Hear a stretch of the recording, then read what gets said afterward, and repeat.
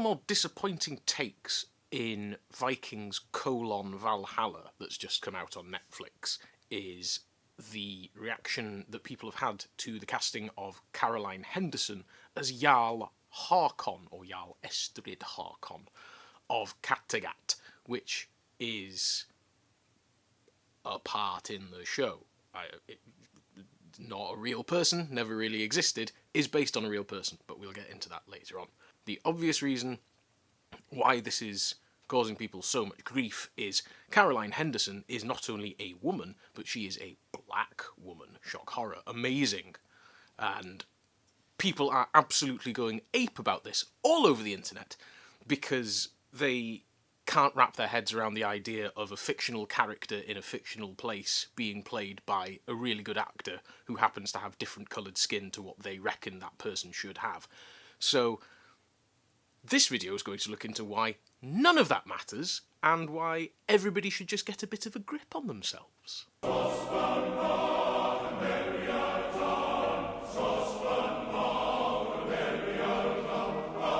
you've probably recognised that I am once again sat in front of these bookshelves, which means that I am in my dad's flat. My dad is over there. Say hello. Hello, everybody. There he is. Nice to meet you. You see? I told you. 2 or 3 main points as to why it doesn't matter a jot why Caroline Henderson is playing this character, and you shouldn't care.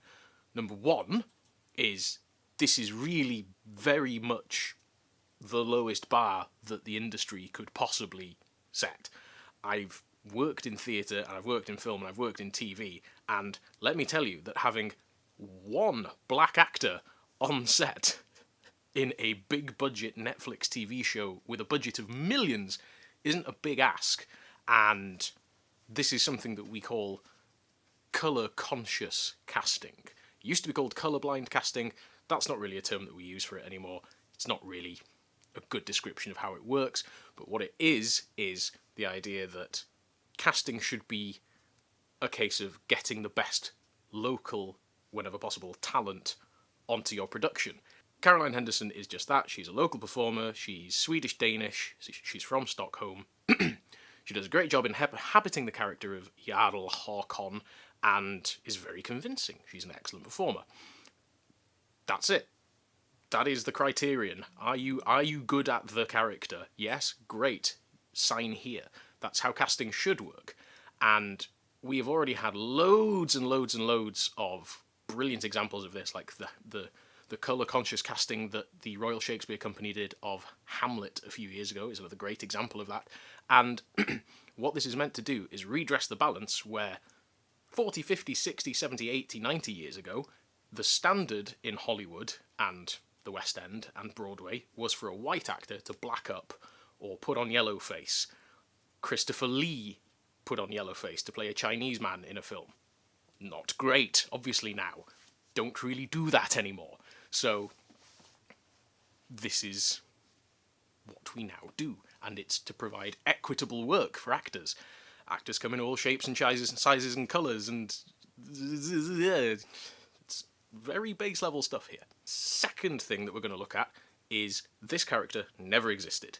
Loads of people have been absolutely melting on the internet because they think that this character, Jarl Haakon, is actually Haakon Eriksson, son of Erik Haakonsson, because there were only like 3 names in the Viking Age. Pick 2, chop and change. Haakon Eriksson was a real person. He was the Jarl of Lade, and Lade god is in sort of the north coast of Norway. It's near Trondheim, and not to be confused with the Jule Øl, apologies, the Christmas beer brewed in Sandefjord in southern Norway, which is named after Lade god, which sounds really exciting and delicious, and if that happens to make its way to my P.O. box, I wouldn't be upset.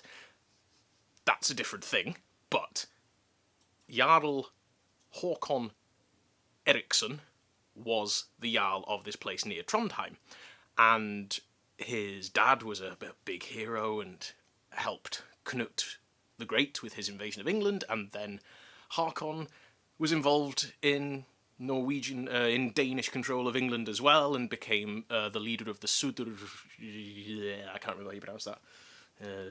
Yes. And then he becomes leader of the Suðureyjar, which is where Sodor comes from, as in the island of Sodor, as in Thomas the Tank Engine, the more you know, and that is, in modern terms, the Western Isles of Scotland and the Isle of Man. So there. In Vikings Valhalla, none of that is how it works, because Estrid Haakon is the Jarl of Kattegat and is shot full of arrows. Spoilers, by the way. I should have said spoilers first. Oh well, it's crap, so never mind. Doesn't become Earl of Worcester, doesn't become the leader of the Western Isles and the Isle of Man, and isn't ruler of Norway as a vassal of King Knut, which is what the real Jarl Haakon Eriksson was, IRL. This is a fictional character whose granddad was from Africa and becomes a Jarl of this place that doesn't exist, which is the third point that we're going to look at, which is that Kattegat doesn't exist as a Jarldom. It does exist in real life. Kattegat is an area of sea. I think it's about 30,000 square clicks of sea between Denmark and Norway. It's not a town. It's not a big prosperous town at the head of a fjord like it is in the TV show. That's complete fiction. And even if there were a town with the same name, it wouldn't be a Viking town, would it? Because the Old Norse word for cat isn't cat, it's Kotur, so it would be Kotragat, not Kattegat, because that was the name given to this area of sea by the Dutch sailors of the Hanseatic League, because it was so tight you couldn't get a cat through it, never mind a boat. Yeah, see? Learn a lot on this channel. Kattegat doesn't exist, this character doesn't exist. Is there anything else that I've forgotten? I don't think so. I think I've covered most of the salient points. But the main point to remember about this is it's not a very good programme. Everything in it that's actually historical is wrong, and if you're watching a programme where people are dressing like this and doing things like that and just generally looking like this, and the bit of it that stops your suspension of disbelief is the fact that somebody has different coloured skin, there's a word for that, and it's not a nice one. So, yeah, probably not the show for you. And it's not the show for me anyway. I knew from the trailer that I wouldn't like it. Tried one episode, managed to get through that, needed a pint. Can't say I recommend it particularly, but there we go. It's big budget fantasy. Anyway, hope you enjoyed this video. I certainly enjoyed making it. I'm sort of in two minds as to whether my dad enjoyed listening to me yaffling on about Vikings Valhalla, but thumbs are going up, so I'm taking that as a compliment. So, until the next time, hwyl am y tro. Bye for now.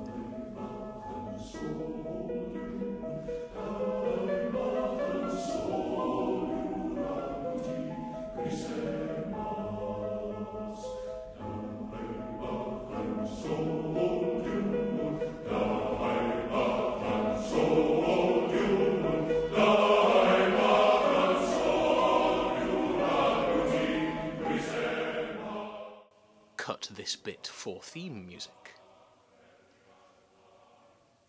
Most of it's rubbish, you know. Yeah. Yes. Yes.